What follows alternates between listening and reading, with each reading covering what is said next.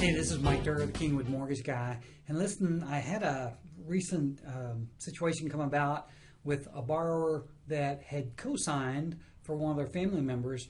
And I thought it was a good time or a good opportunity to kind of share with you what I learned when somebody has co-signed.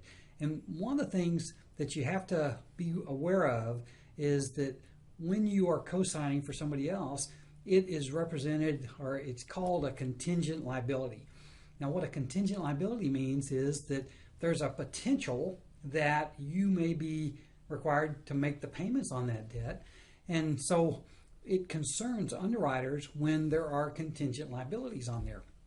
Matter of fact, in the underwriting and in the guidebook for FHA loans, it says very specifically that if there are contingent liabilities on your credit, that you're required to count those in the debt ratio unless one or two things happens. The first thing is you have absolute bona fide proof that the creditor will not hold you responsible if that debt's not paid. And unfortunately, that's just not likely to happen. I mean, there's not many people that are going to say, well, you signed on it, you don't have to pay. But the second rule is that if the payment has been made consistently for 12 months in an on-time method, or you paid it 12, or you haven't paid it, but the person you co-signed for has paid it for the last 12 months without fail, then it doesn't have to be counted in your debt ratio. Okay, so that's good news. It doesn't mean that necessarily just because you did it, you're going to eliminate it from buying a house. But here's the rule. You have to be a little bit careful as to when you co-sign. So if you co-sign like 2 or 3 months ago, well, you're not going to have 12 months of proof that they have paid that obligation on time because it hadn't been 12 months. So you just imagine that if you co-sign for somebody, you have to be aware that you're kind of stuck for the next 9 or 10 months before you'll be able to qualify.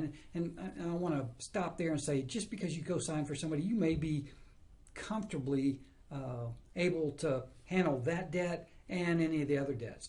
But in most cases, like the situation I'm going through right now, the debt was on a car, and the car was almost $750. Well, $750 will eat up a lot of debt ratio for you. So you got to be careful about when you do it. The second thing is that even though it might have been a year or two ago, and then you are, well, I don't know, you may or may not be aware that they're making their payments on time, but if they ever do miss one payment, then the 12 months starts over again.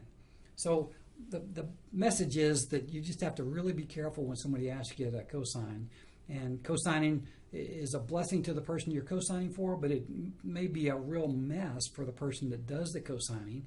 And my recommendation is you might want to pass.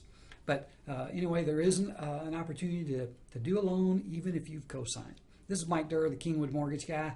I'd like you to call me. This may not have answered your specific question, so just call me and I'd love to chat with you about your question. Talk to you later. Bye-bye.